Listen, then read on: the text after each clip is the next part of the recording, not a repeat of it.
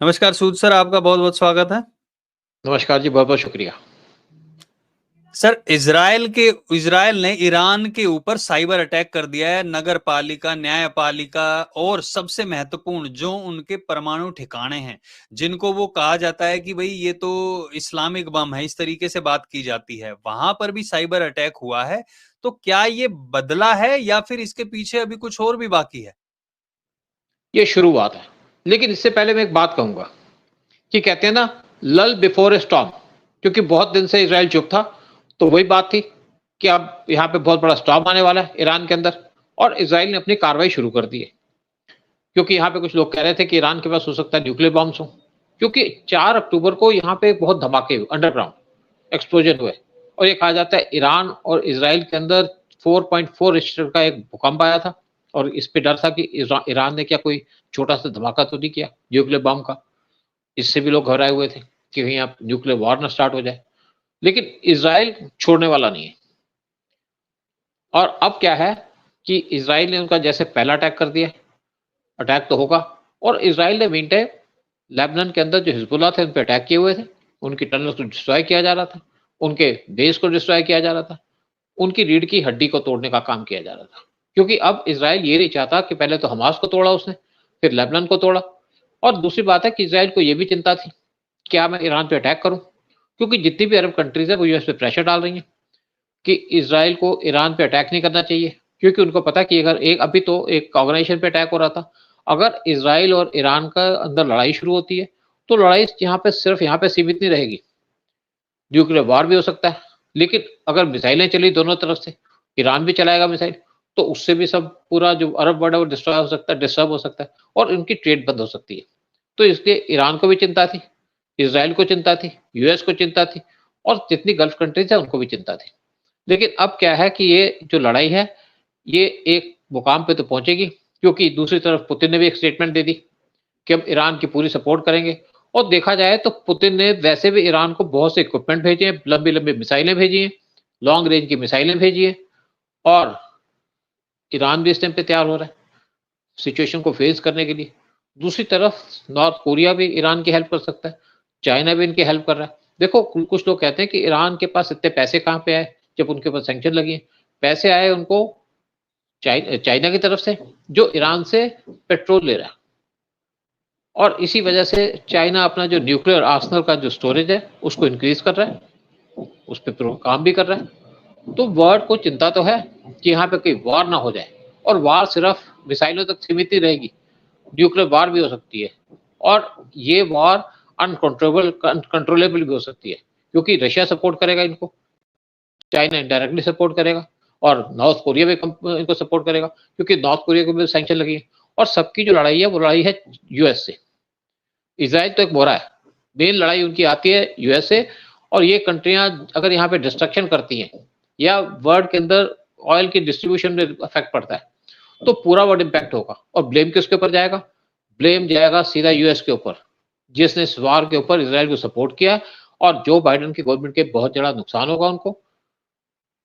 Election होने वाले हैं यूएस के अंदर नवंबर 5 को, तो जो बाइडेन के लिए खतरा बढ़ रहा है, खतरे की घंटी बज चुकी है और अब ऐसा लग रहा है कि अगर ये वॉर लिंगर ऑन हुआ या स्प्रेड हुआ, तो जो बाइडेन अपना इलेक्शन हार जाएँगे, जिसकी वर्ल्ड वेट भी कर रहा है।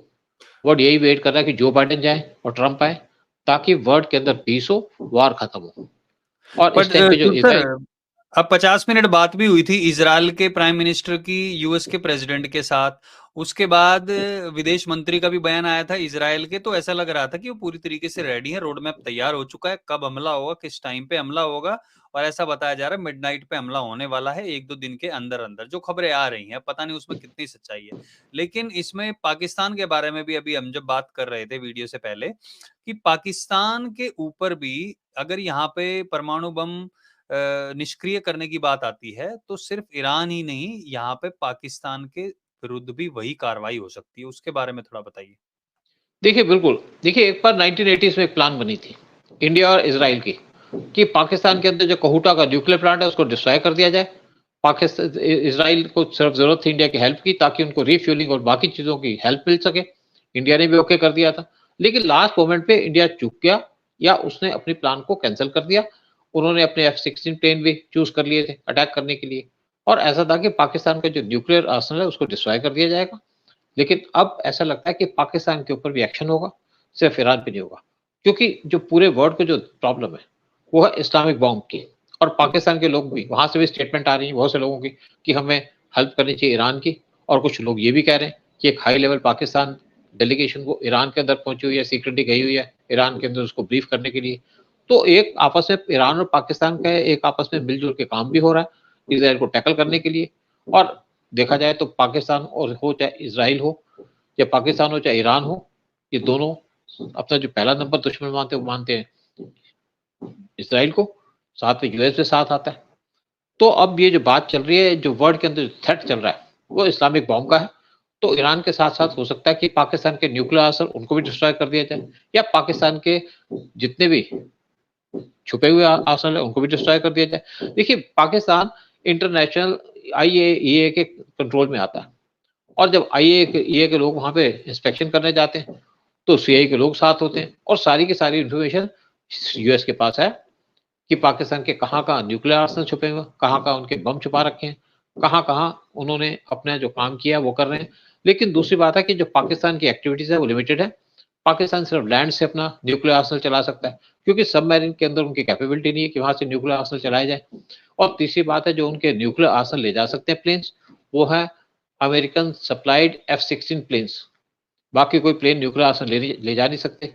तो इसलिए पाकिस्तान के पास जो खतरा है सिर्फ उनके उसका है लैंड का, यानी कि ना सी से काम कर सकते हैं ना एयर से। तो पाकिस्तान के भी न्यूक्लियर आर्सेनल को डिस्ट्रॉय करने की बात चल रही है, और एक झटके में सारा काम होगा। अगर ईरान पे अटैक होगा तो मैं सोचता हूँ कि पाकिस्तान के न्यूक्लियर आर्सेनल पे भी अटैक हो। वैसे भी यूएस के प्रेसिडेंट कह चुके हैं, जो बाइडन, कि Pakistan is the most dangerous country in the world.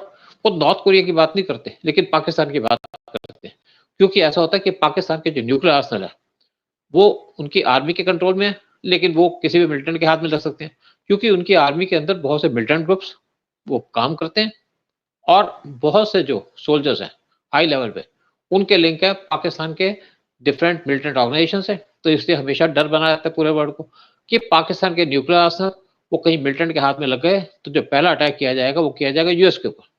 तो इसे यूएस भी डिस्टर्ब है, और देखा जाए तो पाकिस्तान को न्यूक्लियर कंट्री किसने बनाया है? यूएस ने। सबकी सब स्मगलिंग की गई थी यूएस के द्वारा। पाकिस्तान के अंदर 40 ट्रक गए थे पूरे यूरोप से होकर के न्यूक्लियर, उनका न्यूक्लियर स्टेशन या न्यूक्लियर आर्सेनल को बनाने का, क्योंकि इंडिया उस टाइम पे न्यूक्लियर हो चुका था। तो एक इंडिया को टारगेट करने के लिए, चैलेंज करने के लिए, इंडिया को कंट्रोल करने के लिए इन्होंने पाकिस्तान को न्यूक्लियर बना दिया, क्योंकि अमेरिका नहीं चाहता था कि इंडिया साउथ एशिया या एशिया को कंट्रोल करे, इसलिए उन्होंने पाकिस्तान को खड़ा कर दिया। देखिए अमेरिका की हमेशा पॉलिसी रही है, अगर गल्फ को कंट्रोल करना तो वहां पे इसराइल बैठा दिया, अगर इंडिया को कंट्रोल करना तो वहां पे पाकिस्तान बैठा दिया। इसीलिए तो हमारे वार हुए, 3 वार हुए, और अमेरिका के परमिशन और मर्जी से हुए। तो इस टाइम पे जो वर्ल्ड को थ्रेट है न्यूक्लियर आर्सेनल का, कि अगर ईरान के पास है तो चाहे पाकिस्तान के पास भी है। तो इसलिए इसराइल अगर अटैक करेगा, ईरान के ऊपर करेगा, तो उसको पाकिस्तान के ऊपर भी करना पड़ेगा, नहीं तो इनका जो इस्लामिक बॉम्ब है वो एक्टिव हो जाएगा। और इसलिए बहुत देर से जो शांति थी वो लगता है कि अब खत्म होने वाली है। लेकिन क्या न्यूक्लियर अटैक होगा नहीं होगा ये तो इसराइल डिसाइड करेगा। मतलब तूफान से पहले की शांति है, और जो साइबर हमला है उसको बस एक स्टेप के तौर पर देखा जा रहा है, ये पूरा बदला नहीं है इजराइल का, क्योंकि जो अपने एक एक नागरिक का एक के बदले 100 की 100 को के साथ बदला लेता है, अगर उनका एक मरता है तो वो 100 मारता है। तो इसी तरीके से आई थिंक वो ईरान को ऐसे छोड़ने वाला नहीं है, बट अब समय का इंतजार हो रहा है कि किस तरीके से इस युद्ध को और देशों में फैलने से रोका जा सके और सिर्फ ईरान तक ही सीमित रखा जा सके। आई थिंक इसके ऊपर काम हो रहा है। तो अभी देखते हैं कि आगे क्या होता है, बट जो ये साइबर अटैक हुआ है ये अपने आप में, इससे पूरा का पूरा मिडल ईस्ट चिंतित हो गया है। अब देखते हैं कि आने वाला वक्त बताएगा कि आगे क्या होता है। बहुत बहुत धन्यवाद सूद सर आने के लिए, सारी जानकारी शेयर करने के लिए। जय हिंद, जय भारत। जय हिंद, जय भारत।